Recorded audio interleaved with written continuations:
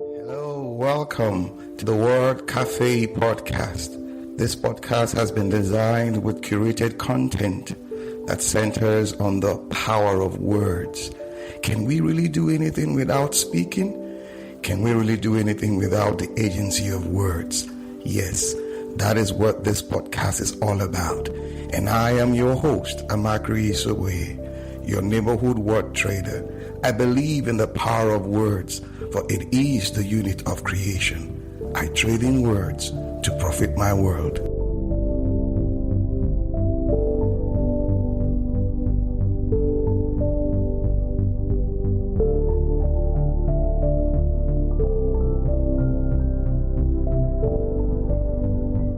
Hello there. Good evening, good morning, good afternoon, good, wherever you're joining in from. Yes, this is another day on the Word Cafe live show. Yes, we're still celebrating our women. We're still celebrating our women. So don't get tired. You understand me? Don't get tired. We're here. So we have some wonderful guest on the show today, in the person of Grace Ngozi Onyeobuolise. She is one amazing and phenomenal woman. She is all about books and books and books. You're wondering where is she? Don't worry. She's somewhere around in the building, in the studio, so to say, and she will join us in no time. So, what are we going to be looking at today? Well, we'll be looking at so many things that centers around books, women. Yes, that is what we'll be doing this evening. There's something about this season, honestly. It feels like that victory march that the Roman soldiers usually do when after each battle, they declare a period of celebration, a week long, a month long of games, and you see them come out with so much energy to celebrate their victory. That is what we are doing this season, for our women, our wives, our sisters, the women all around us, celebrating them, not just for one day, not just for the month of March now, but rather using this month as a significant platform, in launching them into that wonderful season. Listen, we've had so many of them come on the show, talk about resilience, talk about home engineering, talk about, a career woman, and all that. Exciting. And honestly, listening to each of these women on the show has brought so much inspiration to even the younger generation. So that is what we will continue doing even this period, celebrating our women, celebrating, yes, each and every one of them. Awesome. Thank you for coming in. How have you been? How's your day been? Going around your daily activities and all that. I know it can be so challenging sometimes, but yes, we're here now. Thank God we came through by His grace and we're here. So that is what we'll be doing tonight.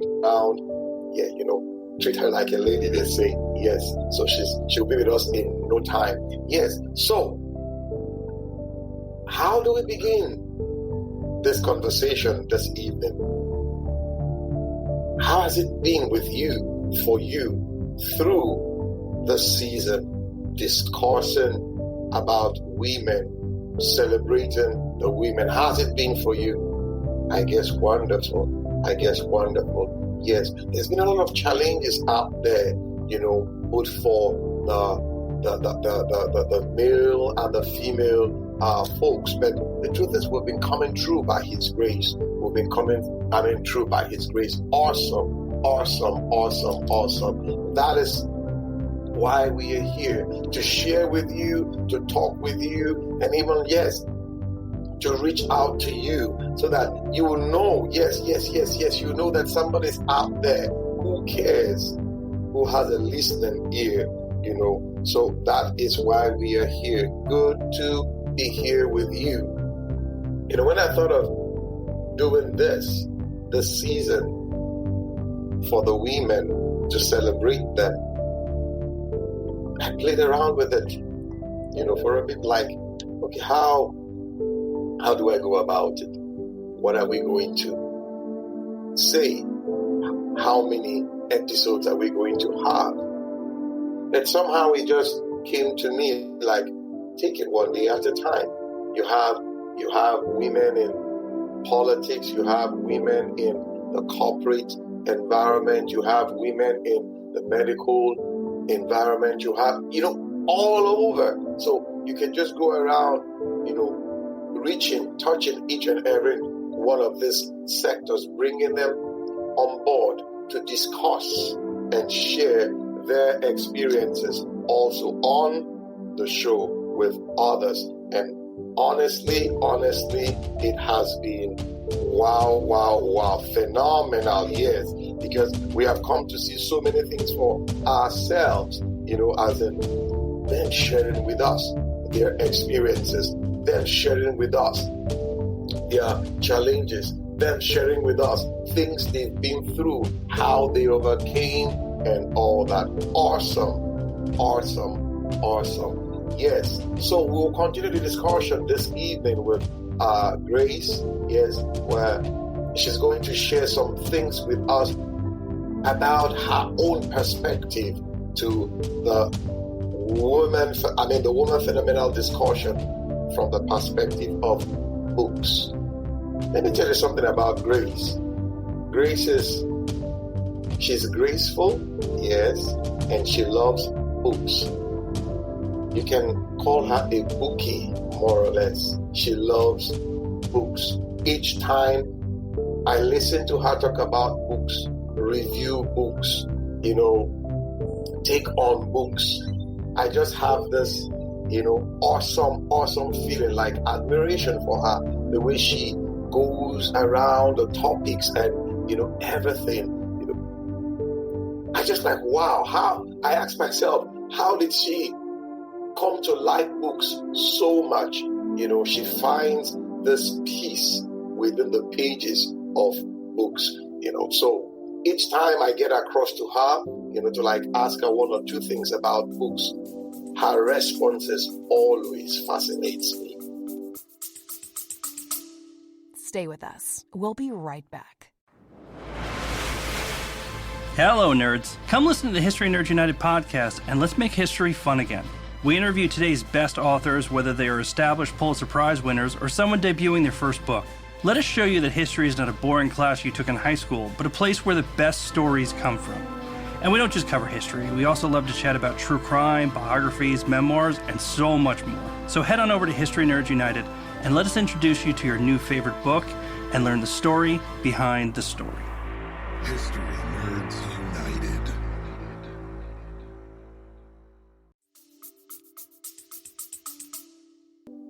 And she did something for me recently in one of my books that will be published. It has been published already, but the official release in Nigeria will be coming up sometime in April. She did some of the reviews. Pretty excited, her reviews, pretty excited. I was really blown away. The way she went into the subject matter, gave her opinion and suggestions on, I think this is this, I think you should add this, I think you should add that. Wonderful, wonderful. And she's a graduate of biochemistry. Yes, she's a graduate of biochemistry. Sometimes I just think, how did she go through biochemistry and not practicing it as it were, but now doing something not contrary, but rather opposite to it? She's in the arts, not in the science, so to say. So awesome personality she is. So we will just wait for her to join us in the studio. Yes. While we wait for her, I'm going to tell you some stories, or a story growing up, my experience with women. There's something that fascinates me about women. You want to know? Okay, I'll tell you. That caring attitude. Yes, that caring attitude. They have a way of looking into your eyes and understanding that pain and reaching out to you. Yes, reaching out to you, consoling you. Yes, reaching out to you, consoling you. They are like that oil that lubricates the wheel. Yes, when they are with you, when they are around you, they provide that support. They provide that support. Amazing.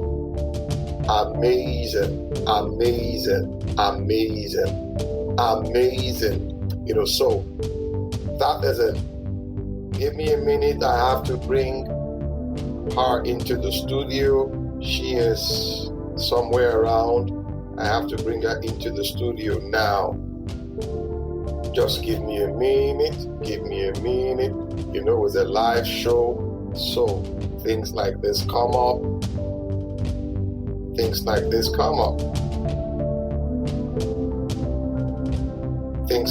come up, so I need to bring her in. That's the beauty about live show. Yes. Awesome. Yay! Good evening, sir. Grace is here with us. Yay! Grace, you're welcome to the World Cafe live show. How are you doing this evening? Very well, sir. Thanks for having me. That's her smile. Before you came on, I was telling them your person. I know you're a graduate of biochemistry, and I was like, correct me if I'm wrong. Yes, good. I am. And I was just like, where did she get this book theme from? She studied biochemistry in school, and she's not practicing science, but she's just in love with books. But before we go into the show proper, this is how we do it on the World Cafe live show. Mm-hmm. We just call your name and we allow you to introduce yourself, because my opinion is I can't introduce you the way you will introduce yourself, because you know you better than I know you. Grace, you're welcome. So who is Grace? Let's hear from Grace. Okay. Grace Onyeobuolise Ngozi is my name. My surname is actually Onyeobuolise. And I studied biochemistry at the University of Port Harcourt. I've been a passionate book lover from childhood, right? Mm-hmm. So I've always loved to read. I grew up in a family of 6. My father is a teacher. So I actually picked up the habit of reading from my father. Currently, I'm in personal development. I'm into the human capital development. And I can see that all over you. Yes. I do this through books. I run a book club. I have an online bookshop. So basically, I'm just immersed in the world of books, and that's me. Why books? For a lady, there's this, what I say, notion we have in the society that women are not really the booky type, you understand me? But when we see them, it's fascinating. So why books?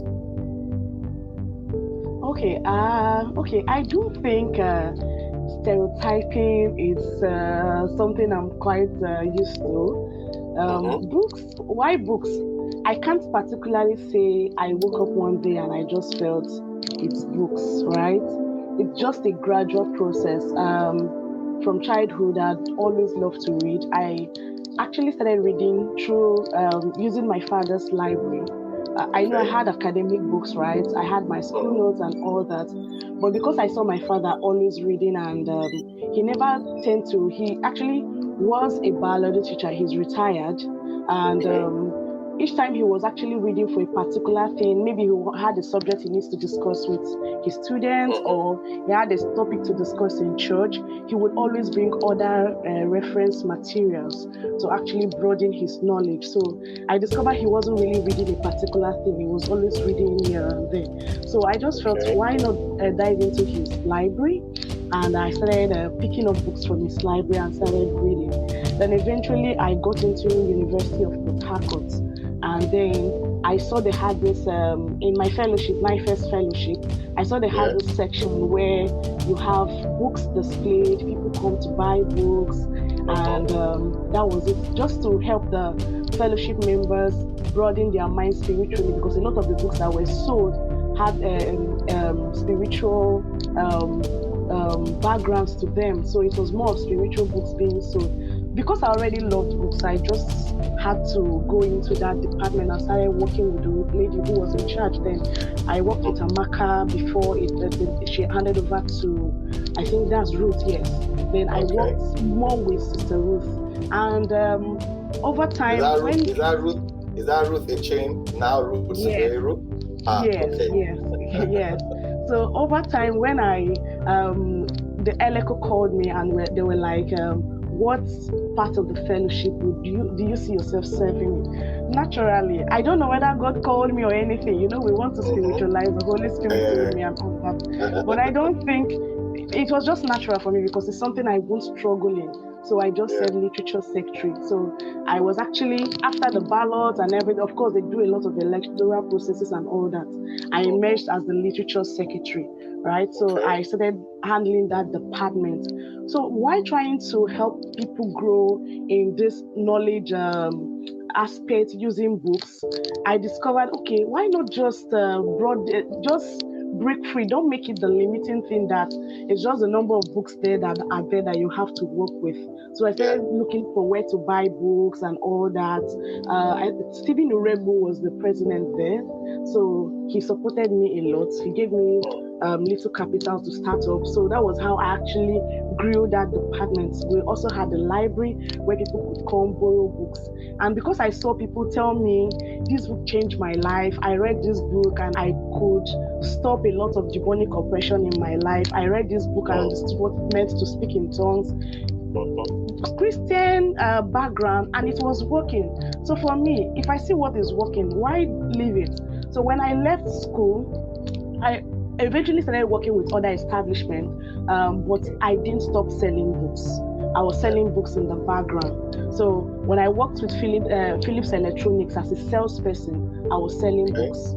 When I also worked with Philps Electronics. I was covering their south region, right? So I was going from Bayelsa, Asaba, Port Harcourt. I was covering this region. Then I also worked with Visionary Academy, and because they also knew my strength when it had to do with books, I handled their book review section. And a lot of the times, when students had issues and all that, we were all working with a team of 5, and basically we're using books to help them develop career mindsets beyond the academic knowledge, because of course outside there you need more than chemistry, you need more than physics, you need more than all those academic subjects to survive. So the schools we were working with, all we're doing was to prepare the students to have career knowledge that enables them to succeed right in the outside world. And then so I was already selling books in the background. I was already running sort of book clubs and all that. So at some point I just felt like, what's there? Let's dive into this full time. since this is where my joy is, since this is where my life is. The way Nigerians will say it, we die here, but we're not dying here now. We live here. We live here, please. We live here. So that's how it actually came about. I had to take it seriously as a business, register it, and then started doing it full time. Yeah. Okay. Now, you know, there's something they say which I don't agree with, and I think we need to change that conversation. That if you want to hide something from the black man, put it in the book. Is that true? If you want to hide something from anybody generally, I think the reason why that my Smoro actually made that comment, and the reason why he made that comment was because back then the blacks actually didn't see anything about. Sorry, it may look like a stereotype, but it was actually true. People didn't see the need to read, right? They just felt that after school, get a job. You know the normal cliche we've already had about life. Get a job. When you get a job, you make your money, you succeed. But life is beyond all that. So Miles Monroe knew that a lot of people who were patronizing his book department were not Africans. He had more people from the Western world patronizing him. So I think those must have triggered him to say that. And then you see somebody with a book. I think some persons just like the idea that they have a book, right? They bought a book. It should be in their bookshelf, and everybody sees me as intellectual. Exactly. And they eventually don't read it. But over time, we've seen that narrative change, because it's actually the quote is not new, it's long. But over time, we've seen that narrative change. People are becoming more hungry for knowledge. People are actually picking up books and reading. When you ask somebody what did they read about, they can actually tell you what they read. So the narrative is changing. Although, if you ask me, I could just say it's between the percentage of 50-50. It's not as effective. It's not as, how will I put it? It's not yet balanced the way we want it.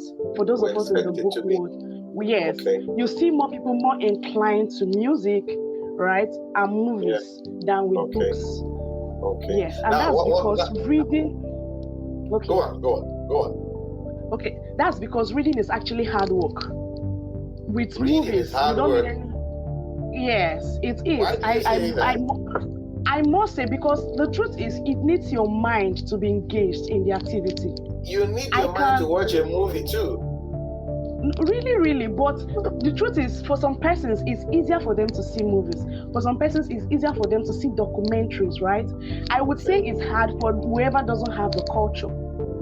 I wouldn't want to feel that what they are saying is wrong, per se. It's hard for someone who doesn't have the culture. But for someone who has the culture, it's easy. And for someone like me who has the culture, it may not really be fair on the person who is saying it's hard to make the person just feel it's just that easy. It's hard, but it's not impossible, right? So how do we improve on this culture from a feminine perspective? Because now, you know, for me, let me tell you the truth. My mom was the first person that introduced me to reading. Then my primary school teacher, Mrs. Jones. You know, so how do we get our children, how do we get our wives, our husbands, our friends to see that, yes, it's difficult, but it's possible? How do we get them to see this? Okay, now, the truth is, for those who already have the reading culture, over time it becomes an habit, and it becomes something you can easily navigate. But so for someone who is just starting out, start from the base at the point of need, right? Okay. We all have a need we want. Yes, we all have something we are working on or we are aspiring towards, right? So for someone who is career-minded, there's something in your career you are actually looking forward to change. For someone who is in a relationship, there's something you are looking for to change. And for somebody who is how would I put it? For somebody who is married, there may be something in your family you're looking to change. And all these answers are in books. It's one of the reasons I feel that books are limitless, because there's no solution you're looking for that you won't find in a book. Someone who has a struggle with cooking, there's a book for food. For For someone who has problem with fashion, there's a book for fashion sense.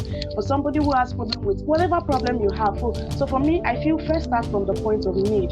Then secondly, for those of us, the female gender, the truth is we all desire our children to read, right? Now, when we can only push this habit to our children when it's part of us, because children learn by example. So when I know that my kids, more or less, you modeling it before them. Yeah. Go on. Yes. So when I know that my kids would look up to me to learn certain examples that will become life skills for them, certain life survival skills, I know reading is part of it. So I want to model reading to my children, and I don't want to pretend that I am reading. I will actually read. So that way, I've seen mothers who never liked to read, but because they wanted to model reading to their children, they eventually started reading. It could just start with a novel. Yes.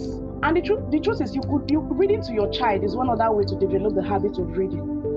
You pick up a book, and because children actually start enjoying or start learning the habit of reading, not when they started talking. Because subconsciously, those activities you're doing around them while they are little babies actually register in their memory.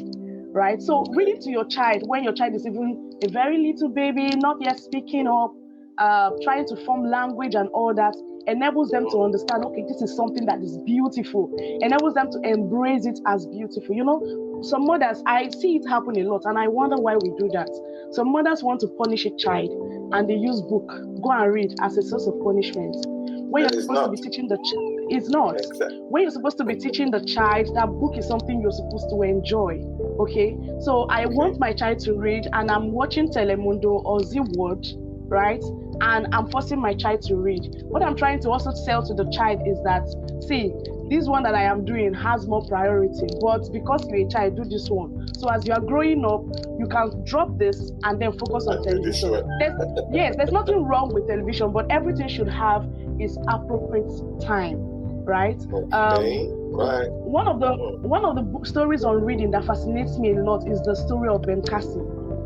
Dr. Ben Cassie. The story of Ben. Yes. Okay. Their mom was actually an illiterate and didn't really know what to do about her children being because Ben Cassie was already told in school that he was a dummy, and there was nothing that could be done for him to. But she already knew that the escape route from poverty is knowledge. That if the child doesn't read, the child will start from square one, like the way she is. She was a janitor, or she was a house cleaner, and she was working for a lot of persons. And if her son does not read, the truth is, he would eventually become like her, or the both of them. She had two boys. She had to pray to the she had to pray to the Holy Spirit. The Holy Spirit revealed to her, okay, call down the television time, increase this, do that, and she eventually followed through. And illiterate, and was even following through for them to go to the library to pick up books. But he discovered that the opportunities Ben Cassie had in his life were not given to him just because he studied medicine. Most of those opportunities were given to him because he could discuss in a versatile way. The medical doctor, he was able to discuss about classical music and time of production, the people who actually sang the song and the rest.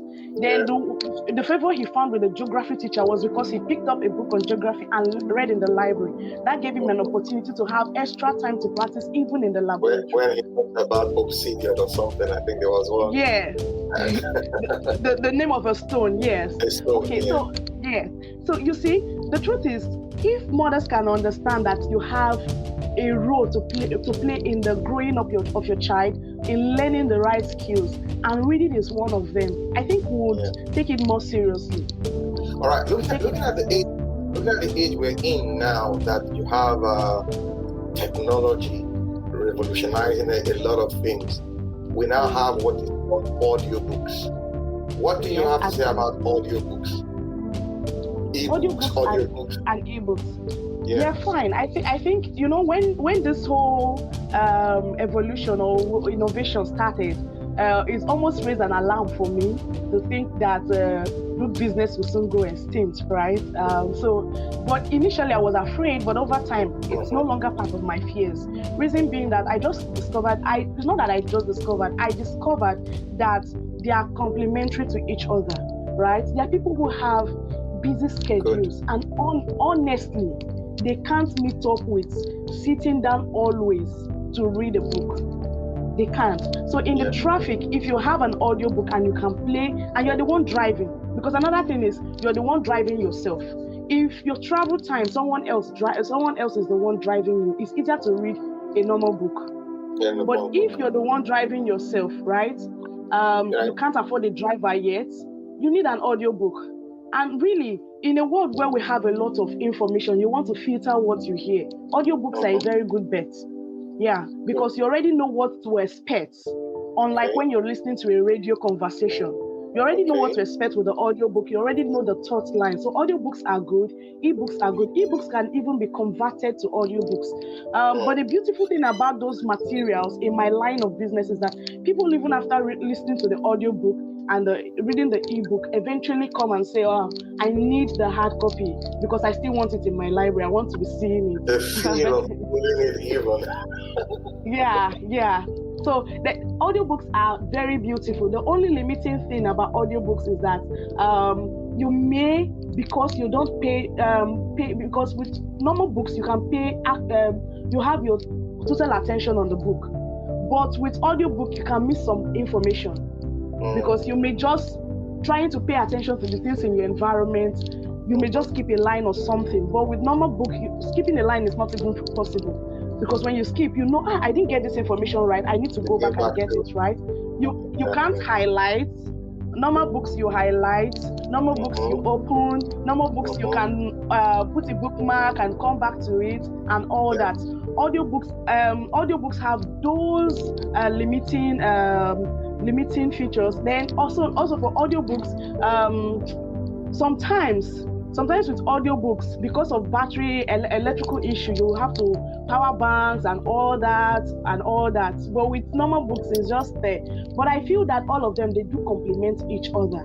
And the truth is, innovation is not necessarily to make the other material feel like they were irrelevant. But to just show the world that progress, and you can always keep making progress on materials that are available. So audiobooks and ebooks, they are excellent materials. If you ask guys, I told you she's a bookie. You know, see the way she's talking about books effortlessly. You know, the first time I saw her as in review a book, I was like, wow, she's just doing this thing effortlessly. You know. So now tell us, in the world of books, which do you prefer? As in, what do you call your, what's the term now? What is your genre of books? As in, this is where I fall: romance or poetry, or fiction, non-fiction. Tell us, where do you fall in? My strength basically is non-fiction. I love non-fiction a lot. Yes, but I enjoy fiction. But I enjoy fictional books that are inspirational. Now, fictional books for me, they are really very, very interesting, right? But because I want quick answers and I don't want to keep asking, where is this book leading to? Where is it leading to? You know, for fictional books, if you start, you almost not finishing. You can't drop it till you finish for fictional books, because if it's quite intriguing, then when I started working, trying to read into the night because I'm trying to find out what's happening to the next character, I just felt it won't work. We have to find a balance to this thing, right? I love fictional materials, but right now my best bets are non-fictional. But we have a genre that I think most people haven't cashed in on, which I also like a lot. It's called memoirs, right? People's story. Okay. Yes, they are my best genre, if you ask me, even in the non-fictional world, because I'm learning from someone's experience. They are direct books on people's experiences. So I'm learning from someone. Yes. It cuts me away from certain life experiences, more or less. So I just I've read this book, I've encountered it, so I move on. I glean from that person's story. Beautiful. That's just what it is for me. So I want to learn about maybe relationship. I look for a memoir and just read. I want to read about business. Like there's Alibaba, the house that Jack Ma built. Although a lot of people pick it up as a business nonfiction, but actually it's a memoir. So I want to just read about, I want to know about politics, and I want to look at Barack Obama's view on politics. And I read his book, Dreams of My Father. Yes, and Dreams of My Father, and all that. So it just cuts short the problem of this is not applicable, this is not realistic, this is not this one, because I'm seeing someone who had also applied that.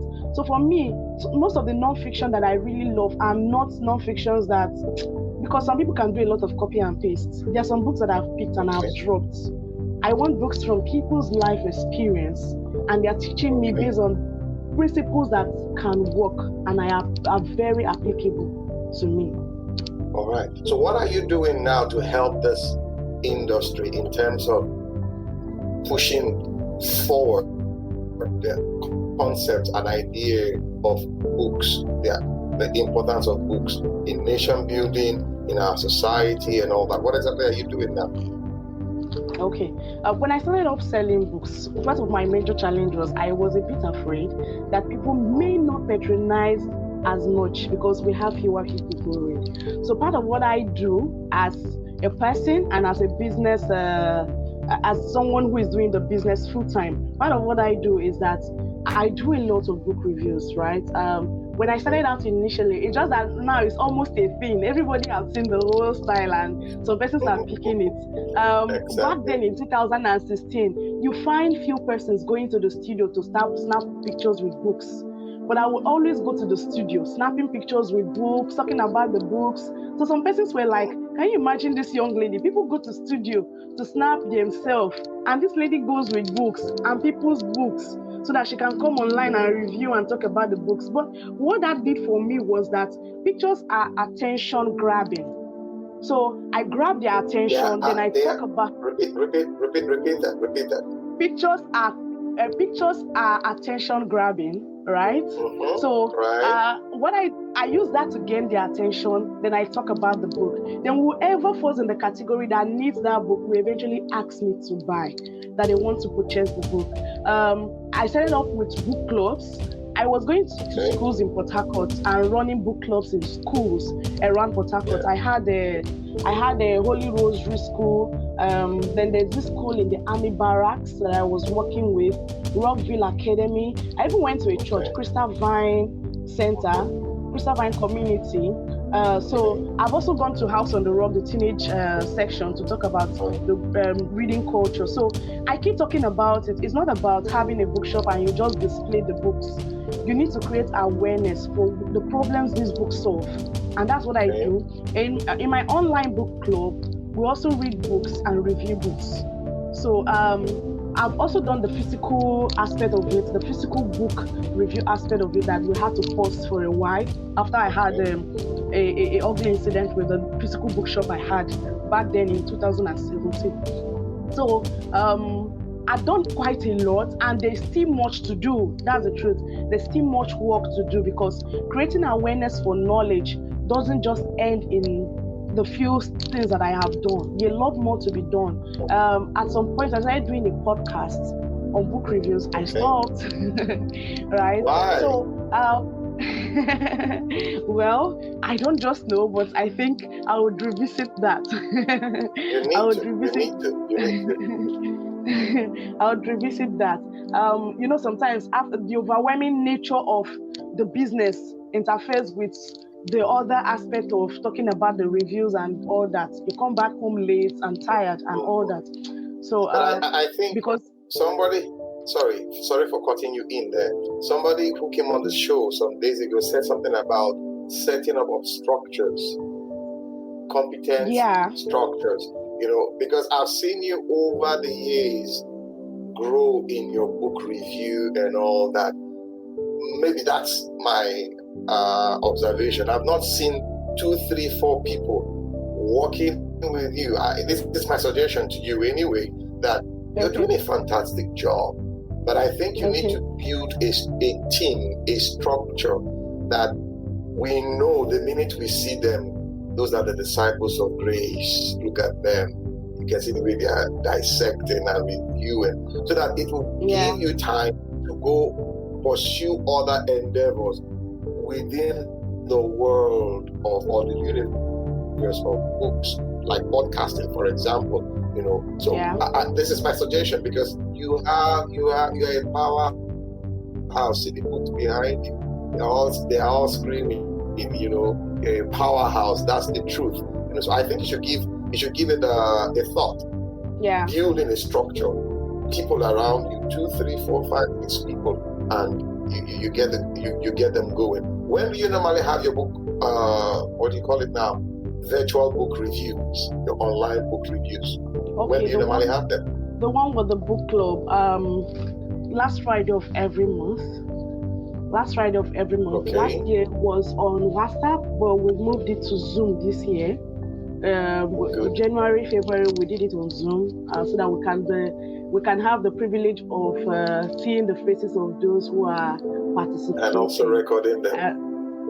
Yes, and so that's it. Then the school reviews are usually done within the school premises for the schools that signed up. We have about 2 of them right now. Because of this pandemic and all that, some schools are trying to come back and get their foot on ground again. So, and some parents are actually trying to. It's paid for.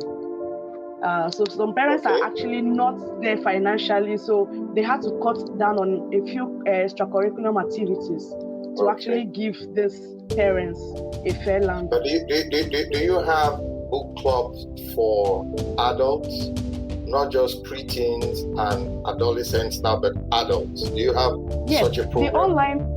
The online book club is for adults. We don't have Last year we reviewed from Third Word to First, the Singapore story. That's not a small child's book. You understand? So we have the adult section, and that's the one online. Anyone can actually join. But what I'm trying to do is to create the paid version of it. So subsequently, we'll be having the paid version of it in April. We're coming up with the paid version and then the free version. So we just want different categories that people can actually subscribe to. You want the free version, this is what you get. You want the paid version, this is what you get.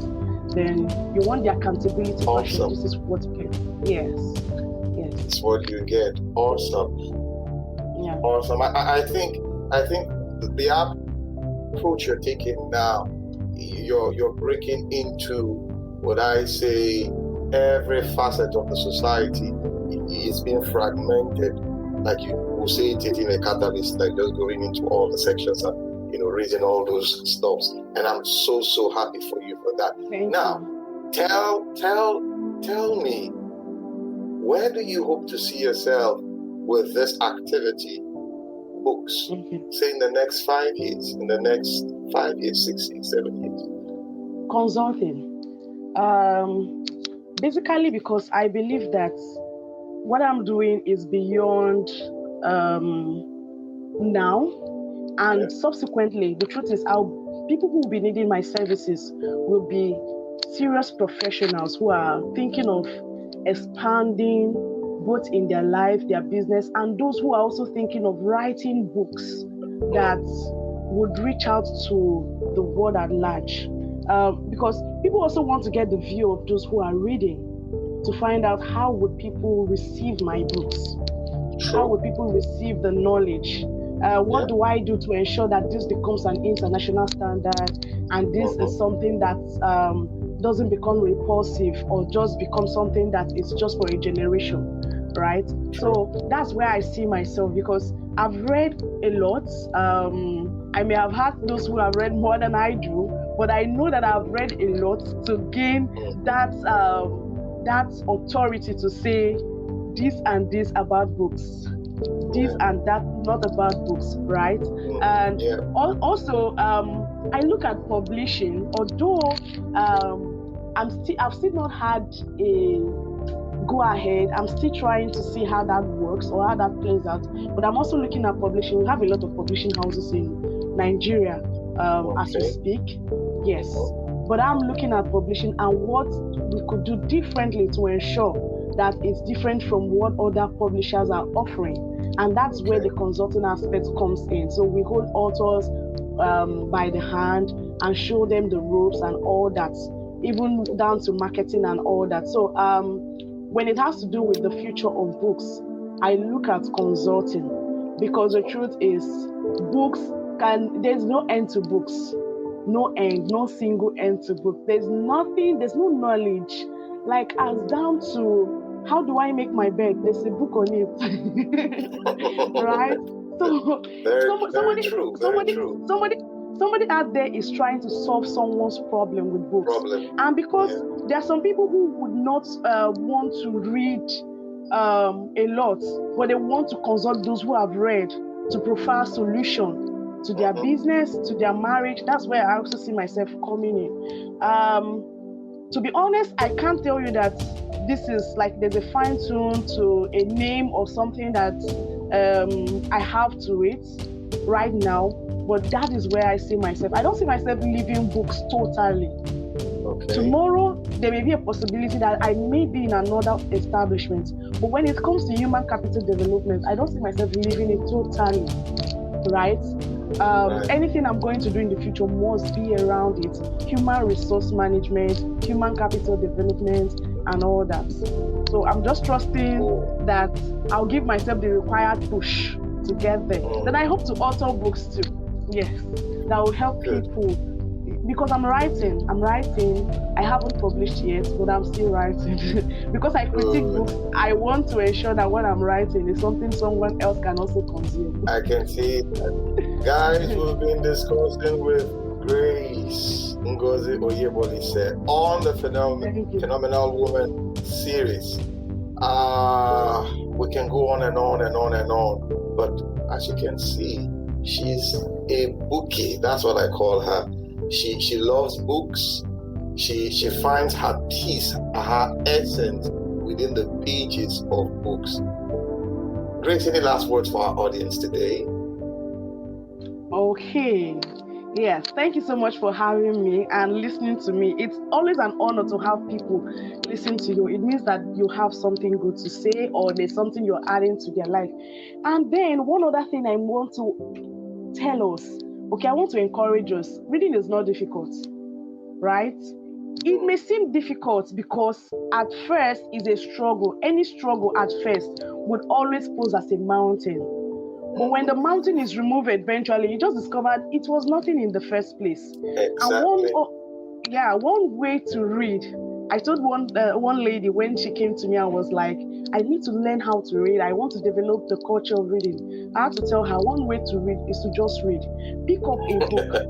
Pick up a book and start reading. Yes. Pick up a book, open the first page. There's no formula to read. Yes. If it's not interesting, drop it. Look for another book. There's always an interesting book that will fit your need. And if you still have struggle, consult someone who reads, okay? Ask them for recommendation and you will thrive. That's my encouraging word or word of encouragement for us. Thank you, Grace. Thank you, so audience. We were so glad you joining us on the show today. You know, this is the Word Cafe Live show. And I'm your host, Amakri Isogwe. I believe in the power of words, for it is the unit of creation. Grace, hope you will answer that call when we invite you again on the show to share those wonderful moments with us. Thank you. Yes, Thank you so much, sir. When we come your way again, we have so much in store for you. We're still continuing this series, celebrating the phenomenal woman in, around, everywhere in our country, in our world. Till we come your way again, thank you. Grace, thank you so much. Thank you so much, sir. Thank you for having me. Grateful. Welcome. Yeah. Bye for now. Yeah, bye, sir. Bye. Yeah. All right, people, that's what we have for you today. Tomorrow, In the future, yes, we're going to bring another phenomenal woman. Don't go away. Bye for now. Awesome time it has been with you on the Word Cafe podcast today. Thank you for being there. You can catch me up on my social media handles, Twitter, Facebook, LinkedIn, Instagram, all at Amakri Isoboye. Also, you can get copies of my books, A Cocktail of Words, The Color of Words, and my HR notebook on Amazon and on Roving Heights online bookstores. You can also subscribe to my YouTube page at the same address. Yes, till we see you again. Bye for now.